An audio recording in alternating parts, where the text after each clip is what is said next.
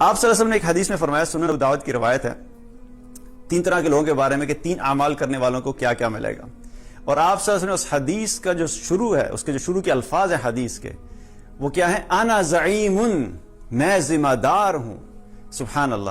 دنیا میں اگر کوئی شخص ہمیں گارنٹی دے دے کہ بھئی ایک ایسا شخص ہے جو کریڈیبل بھی ہے، جو اپنی بات کا پکا بھی ہے، اور اس کی ہسٹری یہ ہے کہ جب بھی اس نے کسی چیز کے کرنے کا کہا اس نے پورا کیا، اور اس نے آپ کو کہا کہ ایسا تم میرے پاس آ جانا، میں تمہیں 10,000 دوں گا، تو دل مطمئن ہوگا. کیوں مطمئن ہوگا؟ جو کہنے والا ہے آپ نے اس کو بہت دفعہ آزمایا ہے، اور جب بھی اس نے اپنی کوئی بات کی اس نے ہمیشہ پوری کی ہے. تو جب وہ آپ کو کہے گا کہ میں تمہیں 10,000 دوں گا، تو آپ 100% مطمئن ہوں گے کہ ہاں یہ شخص اگر کہہ رہے میں تمہیں 10,000 دوں گا تو وہ دے گا. اور یہاں پر گارنٹی دینے والا کون ہے؟ محمد رسول اللہ صلی اللہ علیہ وسلم. تو ان کی گارنٹی میں تو کوئی کسی قسم کی شک کی گنجائش ہی نہیں. تو آپ صلی اللہ علیہ وسلم نے کیا کہا؟ انا زعیم، میں ذمہ دار ہوں جنت کی جانب میں ایک محل کا، ایسے شخص کے لیے جو جھگڑا چھوڑ دے اگرچہ حق پر ہو. تو پہلا عمل کیا ہے کہ جھگڑا چھوڑ دے اگرچہ حق پر ہو. اب کئی دفعہ ایسی سچویشن ہوتی ہے کہ انسان کا کسی سے جھگڑا ہو گیا، بات شروع ہوئی، تلخ کلامی ہوئی، کئی دفعہ مارنے تک بھی بات چلی جاتی ہے، لیکن انسان یہ دیکھے کہ اب بات جھگڑے پہ جا رہی ہے اور جھگڑا ہو گیا ہے، اور اس کو پتا ہے کہ میں حق پر ہوں، جاننے کے باوجود پیچھے ہٹ جائے، جھگڑا مت کرے، سائڈ پہ ہو جائے. تو ظاہری طور پہ کیا لگتا ہے؟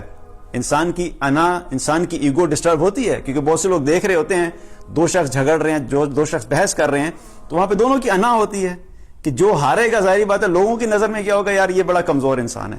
لیکن حق پہ ہونے کے باوجود بھی اللہ کے رسول صلی اللہ علیہ وسلم کیا فرما رہے ہیں کہ اگر کسی شخص نے جھگڑے کو چھوڑ دیا تو میں ضمانت دیتا ہوں، میں ذمہ دار ہوں ایسے شخص کے لیے جنت کی ایک جانب میں محل کا. تو اللہ کے رسول صلی اللہ علیہ وسلم کی ذمہ داری ہے. تو جھگڑے کو چھوڑ دینا یہ پہلا عمل. دوسرا عمل آپ صلی اللہ علیہ وسلم نے کیا فرمایا کہ میں ذمہ دار ہوں جنت میں محل کا، جنت کے وسط میں. میں ذمہ دار ہوں جنت کے وسط میں ایک محل کا، اس شخص کے لیے کہ جو شخص جھوٹ بولنا چھوڑ دے اگرچہ مزاح میں ہی کیوں نہ ہو. جھوٹ چھوڑ دینا، جھوٹ بولنا چھوڑ دینا، اور مزاح میں ہی کیوں نہ ہو.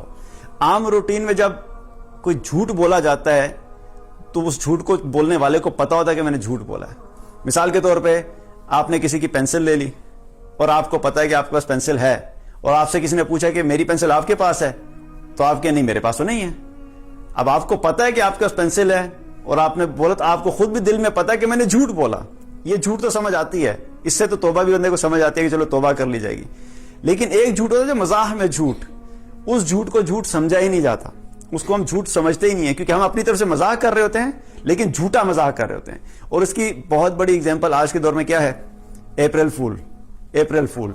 کہ اتنے بڑے بڑے جھوٹ بولے جاتے ہیں، لیکن کس نام پہ بولے جاتے ہیں؟ انٹرٹینمنٹ، مزاح ہی تو ہے، تھوڑا انجوائے ہی کر رہے ہیں. اس میں غلط بات کیا ہے؟ تھوڑے سے شغل ملے تو لگا رہے ہیں، اس سے کیا فرق پڑتا ہے؟ یہ کوئی جھوٹ تھوڑا ہی ہے.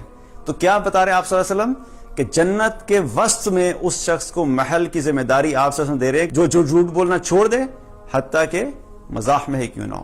تو ہم نے جھوٹ کو چھوڑنا ہے، اپنی زندگی سے جھوٹ کو نکالنا ہے، تاکہ انشاءاللہ تعالیٰ ہم ان لوگوں میں شامل ہوں کہ جنت کے وسط میں ایک محل ملے.